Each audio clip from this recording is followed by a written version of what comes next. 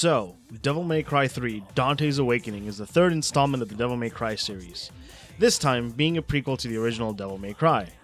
In a way, there are three different versions of Devil May Cry 3, the original version released in 2005 for the PlayStation 2, the special edition that was released later that year, and the one that's included in the HD collection, and finally we have the Nintendo Switch version of the special edition. Base story-wise, they're all the same. Game features and difficulty, on the other hand, are completely different. In the original release, the difficulty in normal mode is much higher, so much so that it became the 7th of Game Trailer's top 10 most difficult games. In Special Edition, the differences include a balanced difficulty, a reintroduction to Bloody Palace mode that was introduced in Devil May Cry 2, a new boss fight, and of course, Virgil Mode. Who was Virgil? We'll get to him later. And then we have the Nintendo Switch version, which is exactly the same as the original Special Edition version, just with a new gameplay mode called Freestyle, which to my knowledge started in Devil May Cry 4, but I haven't played that yet, so soon though. Gameplay wise, my god, this game is a godsend compared to Devil May Cry 2. While 1 gives it a bit of leeway since it was the first game in the series, and since it's kind of built originally as a Resident Evil 4, it can get some slack. It has growing pains. Devil May Cry 2 though, no. Let's start with one of the biggest changes in the series, styles. Starting from the beginning, you have 4. Trickster, a style that lets you dodge and gives you invincibility frames when you're evading. This is the one that I kind of just used through my entire first playthrough. Swordmaster, where you can extend your combos with devil arms using the circle button instead of dodging. Gunslinger, where it's the same as Swordmaster, but this time using the firearms. And the final default one, Royal Guard, where it kind of just turns into a game of Street Fighter 3 Third Strike, because it just becomes pairing the game.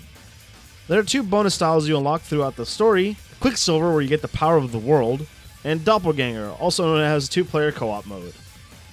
So in the base and special edition on the PS2 and the HD collection, you choose to style at either the beginning of the mission or at these divinity statues where you can use red orbs to level up your weapons and health. And Devil Trigger. Something I should have mentioned in both DMC reviews, but better late than ever, I guess. In the Switch version, there is a mode called Freestyle Mode where we can have all the weapons equipped at once, something you can't do in the base game and special edition. You also can just switch any style on the fly, and it's honestly the best version to play. Anyway, that's the basics. Let's move on to the story.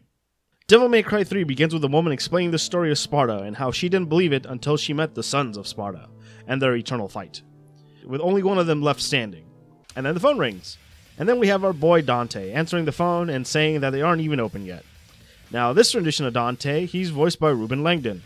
I say this rendition because in Devil May Cry 1 and DMC 2, Dante had different voice actors. But Ruben sticks to the rest of the series as the Dante representation, with the exception of Dante from DMC Devil May Cry.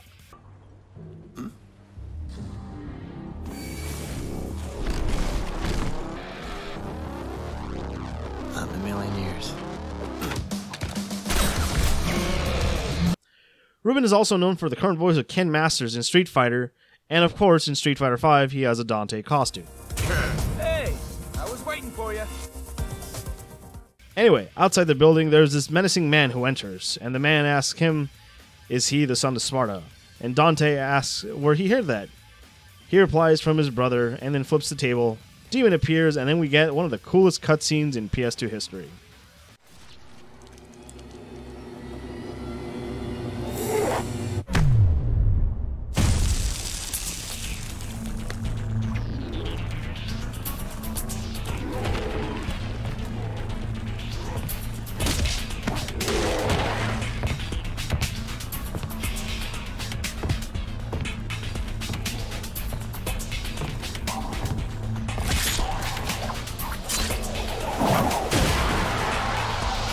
This party's getting crazy.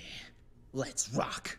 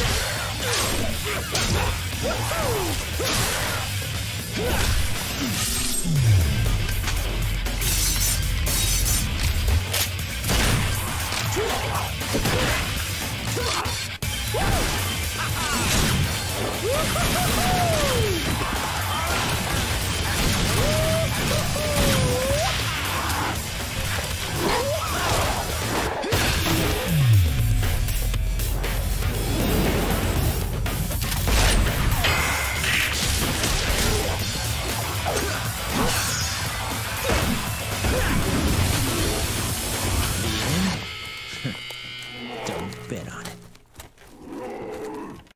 Once outside, the building collapses, and Dante puts on his jacket. More demons show up, and then Dante fights this Reaper demon. The Reaper flies off into this ominous tower, and then the man who talked with Dante, Arkham was his name, talks with Dante's brother, Virgil, about how Dante still has the memento from their mother, and then Virgil kills the Reaper.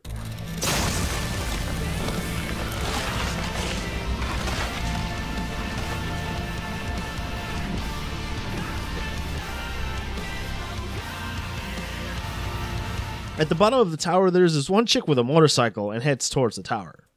Dante also heads towards the tower, and inside there's a 3-headed dog demon, Cerberus, who is protecting the entrance, and then Dante starts taunting Cerberus and fights Dante. Once Cerberus is defeated, Cerberus is impressed by Dante and turns into the nunchucks. A motorcycle breaks into the tower, and this woman appears. And she shoots Dante with a missile, and...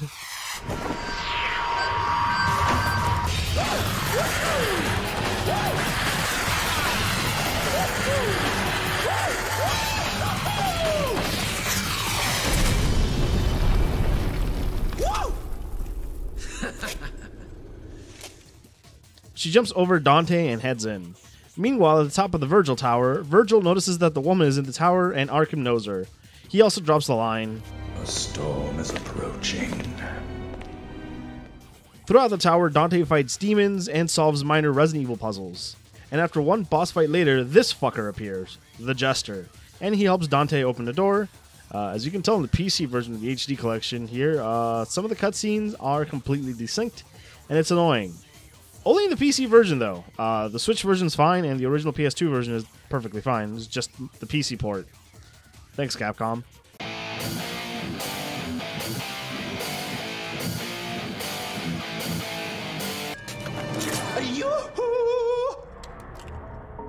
There's no need to use violence, devil boy.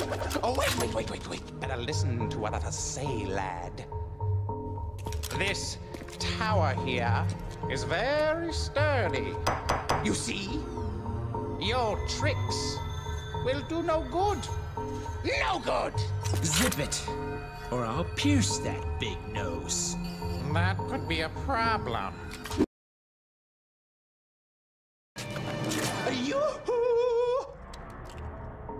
There's no need to use violence, devil boy. Oh, wait. Better listen to what others say, lad. This tower here is very sturdy. You see? Your tricks will do no good. No good! Zip it, or I'll pierce that big nose. That could be a problem. Once out the door, Jester spawns these annoying fuckers, and then spawns an optional boss fight with the Jester. This fight isn't in the original release, it was added in the special edition, and this boss fight appears 2 more times throughout the special edition story. Climbing more of the tower, Dante enters a room with Agni and Rudra. They fight, and once both are defeated, they become a new devil arm. Meanwhile, that woman is out defeating demons in the tower. Moments later, she is prepping, and Arkham shows up, and we found out that Arkham is the woman's father, and he throws her off the tower. Dante ends up catching her, and they have a quick chat, and she shoots him in the head. Twice, actually. And then he walks away. Going through more of the tower, Dante ends up near the top, where Virgil is. They chat, and now we have the fight from the opening cutscene. Once Virgil gets bored with his foolishness, he overpowers Dante and takes his amulet. About to get up, Virgil stabs him again. And then Dante gets fucking mad, and Virgil and Arkham go away. And Dante awakes his Devil Trigger form. Yep, you don't get it until like 2.5 hours into the game, and it's behind a pretty hard wall. Anyway, Dante stands up, and the music kicks in. He jumps off the building, and then we get this magnificent cutscene.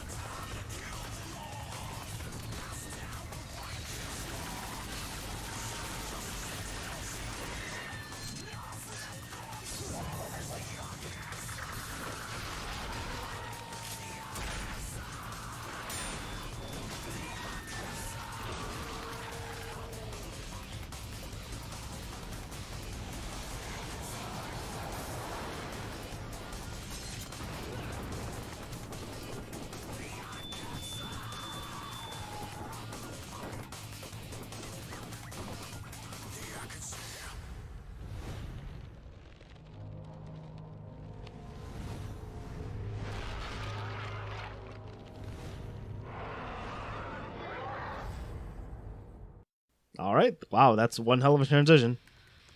Once Vord, Dante goes through and beats the Leviathan from the inside. Meanwhile, Virgil and Arkham are talking about the demon world. Leviathan comes crashing down and the woman is outside, and then Dante jumps out, covered in blood. He jokes to the woman about a date and they have a shootout. He asks for her name and she replies she doesn't have one. So Dante just calls her Lady. And he jumps ahead and meets up with his witch succubus thing called the Neven. One concert later and she gets defeated just like Cerberus. She becomes a devil arm, and she becomes a sick guitar.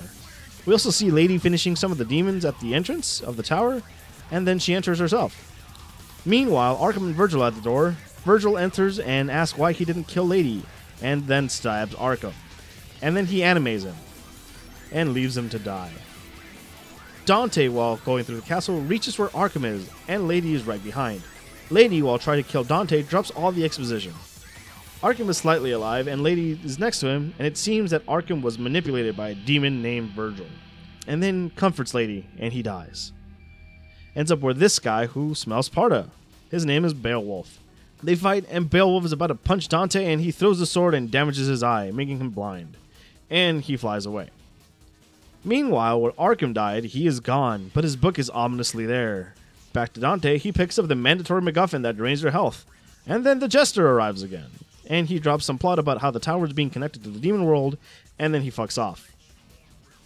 So Dante runs to drop off the orb, and then you have another optional boss with the Jester. Continuing throughout, there is another boss fight. This Knight Rider is called Geryon, the Time Steed. You have a small game of chicken and then a full gladiator fight. Geryon has the power of the world, and once defeated, he grants you the Quicksilver style, or as I like to call it, the world. Meanwhile, in the Virgil room, Virgil is about to do the ritual, and then Beowulf appears. And Virgil pulls an anime and cuts its face. Then he acquires the Beowulf gauntlets. And then he begins his ritual. Dante makes it to the room where Virgil is making his ritual, and they fight. And lots of blood is spilled, and Lady appears and fires her missile and tries to kill Virgil to avenge her father.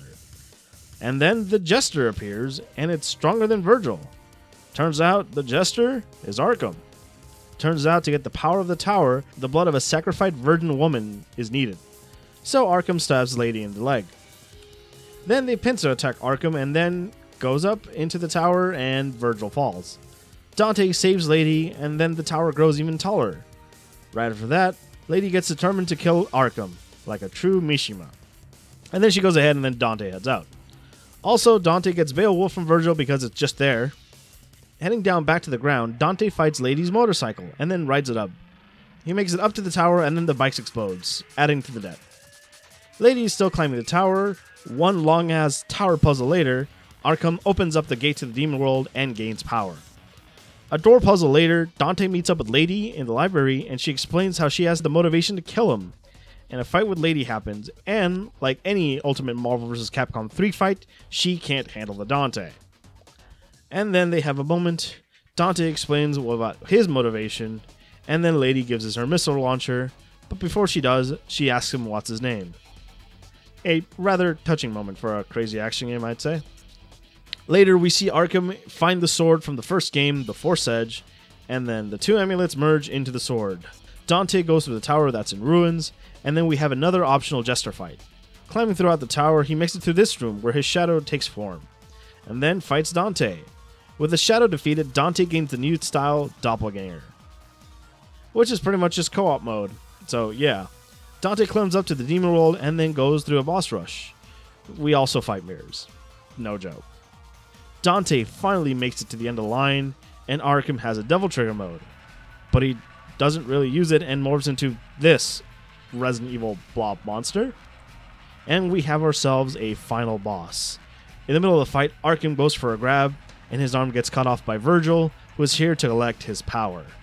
Dante and Virgil team up to take him down together. Both of them stab each other with the weapons and slice him up. They both end it with a jackpot. Jackpot.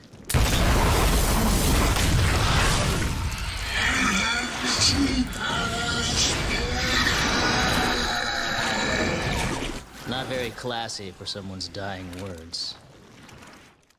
With Arkham destroyed, the Force Edge and the amulets fall to the abyss, and both Dante and Virgil jump for it.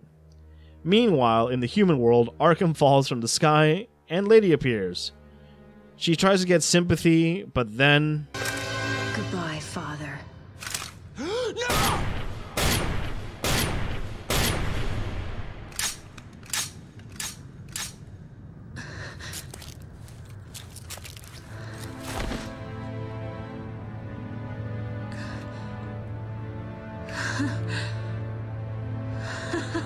Back to the demon world, both Dante and Virgil get their amulets, and Virgil picks up the Force Edge and charges after Dante. And with that, we have the final fight against Virgil.